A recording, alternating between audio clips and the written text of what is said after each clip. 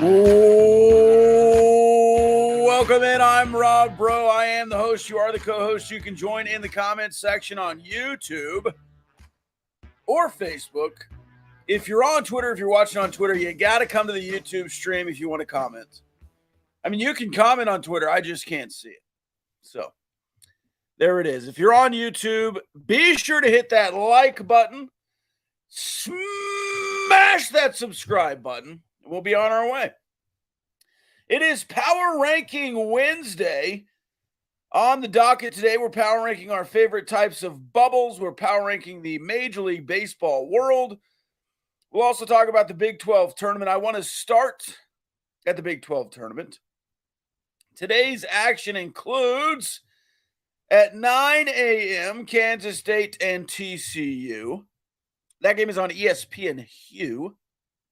And then you have number 8 Kansas and number 1 Texas. That game is on Big 12 now, ESPN Plus.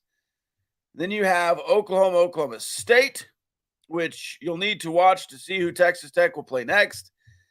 If you win and Oklahoma State wins, you'll play them. If you lose and Oklahoma loses, or vice versa, you'll play them. That game's at 4 on ESPN Plus. Your game, Texas Tech, is at 7:30 against West Virginia. We have pitching matchups, and they are not exactly what I expected. So the other day when we were talking about the Big 12 tournament, I said, should you throw a bullpen guy to start so you can keep your starter on Thursday? Well, from Friday to Thursday, short rest. From Thursday to Wednesday, short rest. But if you pitch Mason Molina today, he gets a full week of rest if you're in the tournament. Mason Molina is pitching against West Virginia. He beat them last week 5-2. He is 4-2 overall, 3.91 ERA. He'll face David Hageman, who is 1-1 with a 2.30 ERA. 3.9 something in Big 12 play. He pitched against you on Sunday. He's not made a start this year. He's 9-0, or he's got 9 appearances, 0 starts. On Sunday, he went 3 2/3, 55 pitches. Didn't score on him.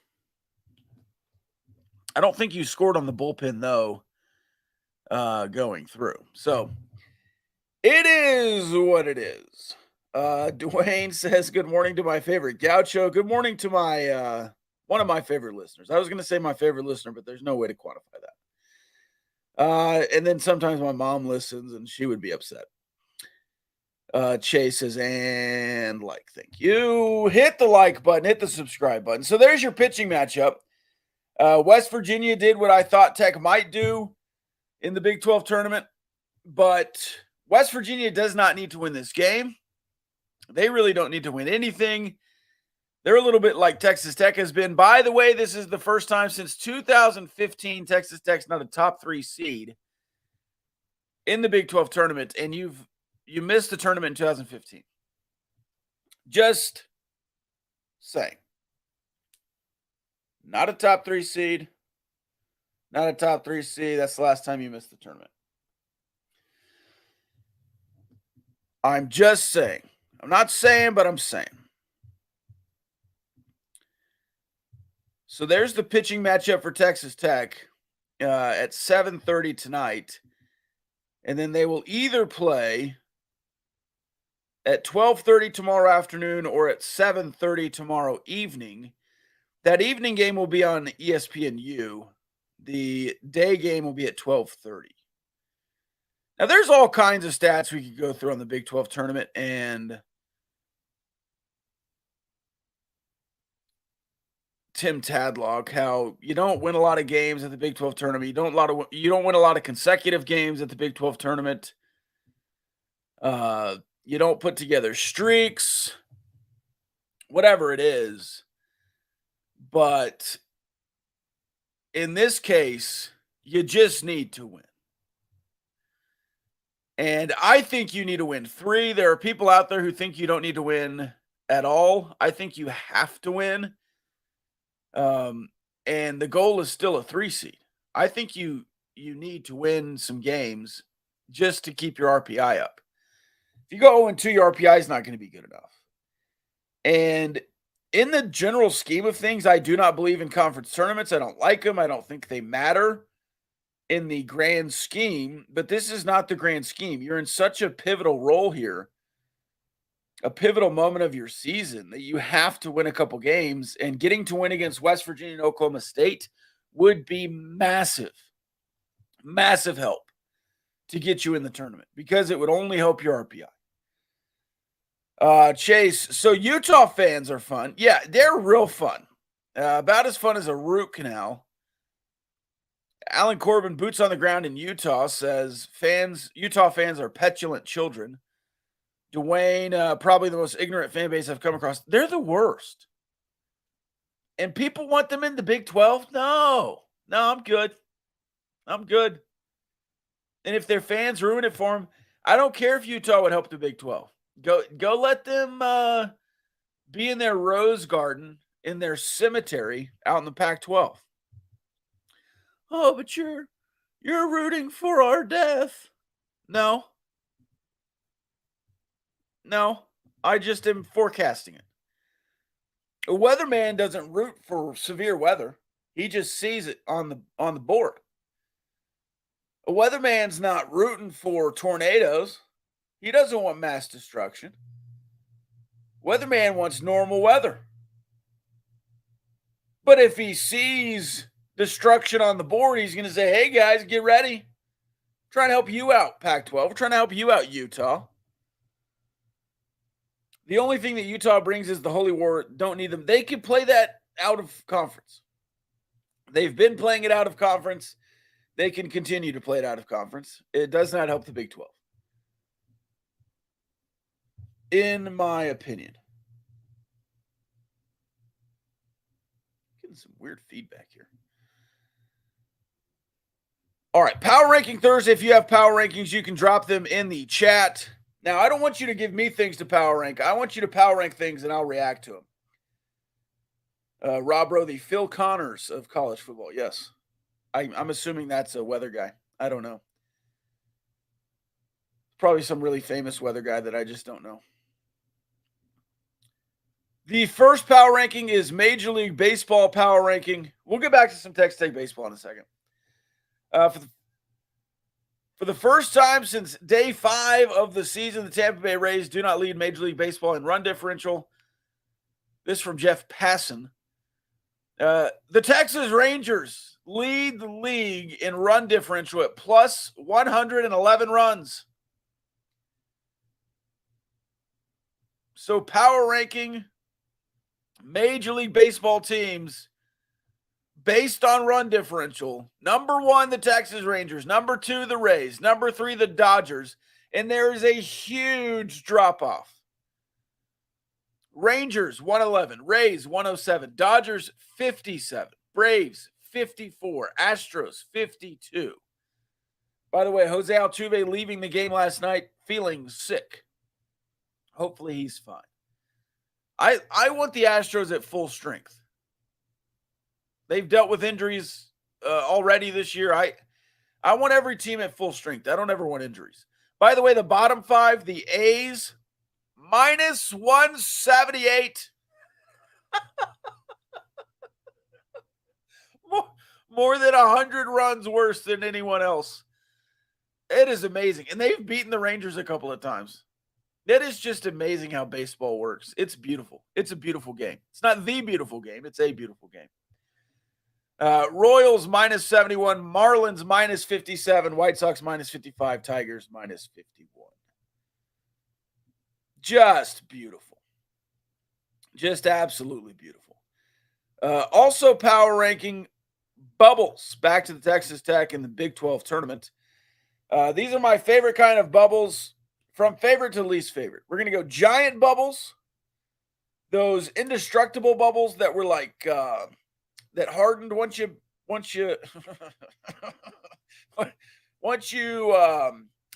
protruded the bubble from the ring, they would land and then harden.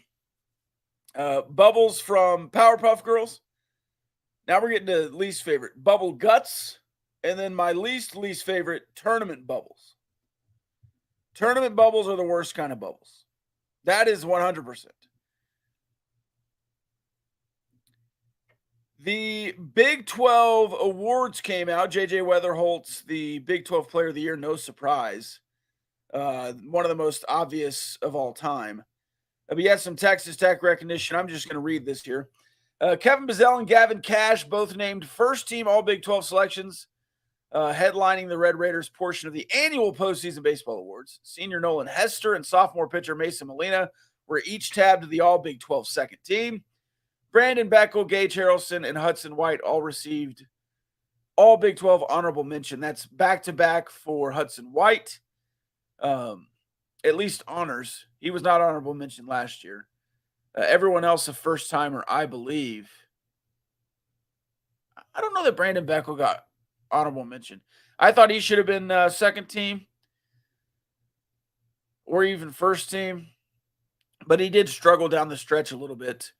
Then you have the all-freshman team, Kevin Bizzell, unanimous selection, as well as Harrelson. Harrelson, Bizzell, Cash is a really intriguing trio moving forward. One of the games I went to this year, I got to talk to a Philadelphia Phillies scout, and he was asking about Gavin Cash for next year. He was there seeing some pitching that did not get into the game he was at. Imagine being a Phillies scout, just flying through Lubbock, just trying to catch a bullpen piece, and they don't even get to pitch. I'd walk down to Tim, say, hey, man, I know you're up. Or I know I think at this point they were down 9-0. It was the ACU game. And just going down to Tim and be like, hey, man, can I please see this guy and this guy? I would really love to see these two guys. But you don't get to do that. You're just going to sit in the stands and wait.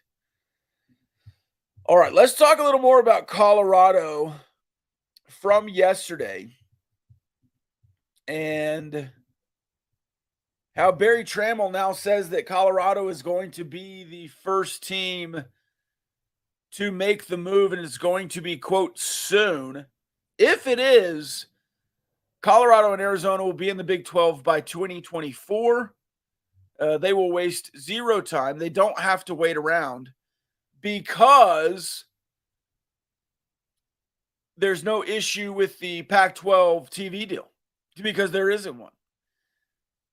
They don't have to get out of anything because nothing exists. Now, if they sign a deal before they make the move, first of all, that'd be really stupid. Second of all, they're not coming. If they sign a deal, they're not coming.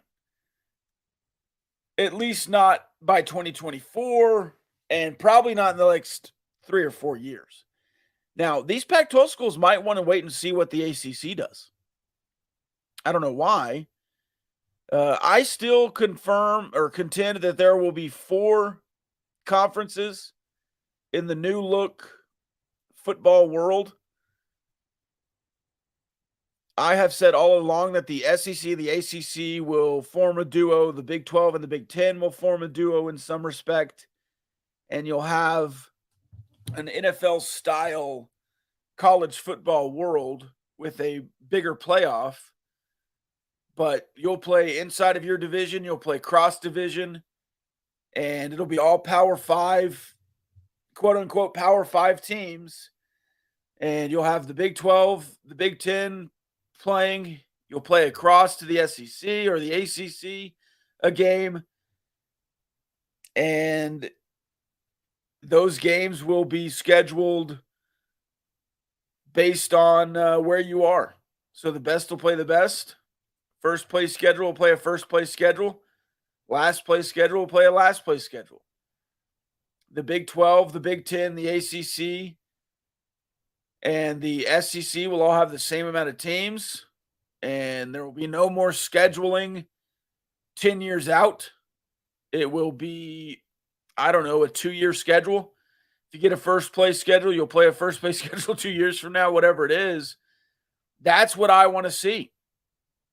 I want to see 4 20-team leagues, whatever it is.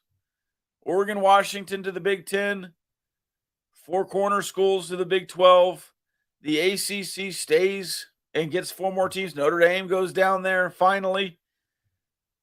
And it is what it is. That's what I would prefer. If I was the czar of college football, that's what I would do. An NFL-style scheduling, even conference, basically West versus East aspect. That's what I want to see. That's what I would love to see.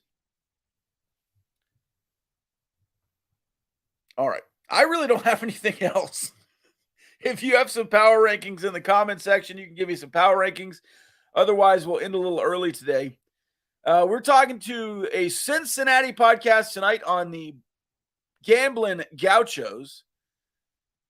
The Gambling Gauchos will be live. I'm going to ask Kyle, but I think we'll go live on YouTube tonight and make a playlist of Big 12 road trip podcasts. I think that'll be a good thing to do. Let everyone see the faces of these beautiful podcasters. I guess we'll ask the Cincinnati boys if they don't mind being on YouTube, and we'll grow the game that way. Power ranking pickled things. Number 1, okra. Number 2, pickles, cucumbers. Number 3, pepperoncinis. Number 5, onions. Number 4, jalapenos. Hey, I love it. I am a big pickled vegetable guy. I would go pickled onions number 1, okra number 2, pickles number 3. If they're not sweet, I hate bread and butter pickles. But like a spicy or a dill or a half sour, big fan. Love pepperoncinis, love pickled jalapenos. I like the diced pickled jalapenos more than the rings. I don't know why. But a pickled red onion on a sandwich, delicious. Oh, I forgot the lunch bit. We'll do that in a second. Texas Tech gymnastics, instant national power, make it happen. I saw the Seeing Scarlet podcast talking about that. Great idea. Yeah, the only thing is, if you add gymnastics, women's gymnastics, what are you adding on the men's side? Because Title IX, you have to have even sports. I would love to add wrestling. Men's wrestling, women's gymnastics. Let's make it happen. I would love that. What about some hot chow chow? Now, chow chow, is that like carrots and cauliflower? I don't know what chow chow is. I would be down with chow chow, I think. But there's like, the only pickled thing I don't like is, what is muffalado? I don't like olives. Anything else I'm down for. Chow chow, I think, is like, I think that's cauliflower and carrots and stuff. My old favorite restaurant, El Chico, would bring you out the relish, the pickled relish, which is just pickled carrots and jalapenos, cauliflower. Oh, yeah, I'm in. Pickled ostrich eggs. That would be a large vessel. I have had pickled eggs before. I don't know that I'm down with pickled eggs. They get like a rubbery texture. I like boiled eggs. I have called myself the Bubba Gump of eggs. Fried eggs, scrambled eggs, over easy, over medium, over hard, sunny side up, poached, sous vide, hard boiled, soft boiled, deviled eggs. I could go on and on. If you serve me an egg, I'll eat it. Pickled eggs would be down, down, down on the list if I was power ranking them. What's for lunch? By the way, this is another personal thing. I do a water fast on Wednesdays, so there's no lunch today anyways. I don't know why I put this out yesterday. But lunch will happen tomorrow. Top 5 right now, turkey meatballs, the viral Big Mac taco where you smash the meat on the tortilla and fry it that way. I got the ingredients for those. Those are the top 2. So how about a top 2 for Thursday lunch? I'll put out a poll and we'll see what we cook for lunch tomorrow. Otherwise, it'd be an egg white omelet because that's what I eat pretty much every day. Power ranking eggs, number 1, deviled. Man, I think I love deviled eggs so much because I don't eat them often, and I guess I have a mental connection to deviled eggs in a holiday. So it's like Thanksgiving, you're looking forward to deviled eggs, Christmas, Easter. But I don't ever just make deviled eggs like on a Tuesday in July. Maybe I should because I love deviled eggs. Um, Baked egg bites. Oh yeah, with a little ham. Do a little mix a couple eggs, put a little extra egg white, stir in some cottage cheese, some ham, some jalapenos or green chilies. Put them in little muffin tins, bake them off. Oh yeah. Egg bites. The sous vide egg bites at Starbucks are good too. All right. There we go. We did a show. We talked eggs. I love eggs. If you like eggs, hit that like button. Hit the subscribe. If you don't like eggs, hit the like button. If you just showed up at all today, hit the like button. Really, really appreciate you. We'll be back tonight right here on YouTube, I believe, with the Cincinnati podcast. Oh, we got one more. Power ranking weather in Lubbock. 1 rain, 2 lightning, 3 wind, 4 tornadoes, 5 dust, 6 flooding, 7 hail. You know, I was gonna say if you have dust any higher than 5, but yeah, I would put dust above flooding and hail. Wind does not bother me. Not a big tornado guy. I love the rain, and I love a good thunderstorm. So I think I'm right there. I think I'm trailing Lubbock Llanero. The Lubbock Matadors are playing a field hockey game with their feet today. It is the Gallows, but one of the guys was calling them the Gallos, and I don't know what it is. I don't know if it's Gallows or Gallos. Who knows? I did the coaches show and said Gallows the whole day. And then the player, Sam, said Gallos. So who knows? They're playing somebody tonight. No, Michael, you're the man. You're the man. You have yourself a day. And I hope Big Hen, hey, shout out to Big Hen and Little Hen. I did want to give them a shout out today. Big Hen, having a little hen, Mama Hen, all the hens. Love the hens. And love that they had Little Hen and hope he's healthy and happy. 12:35 today. If you know, you know. T-minus 4 hours. Hail is the worst. Hail is the worst. All right. I think we're close enough to 30 minutes. I've been Rob Breaux. I'll be Rob Breaux. We'll see you next time.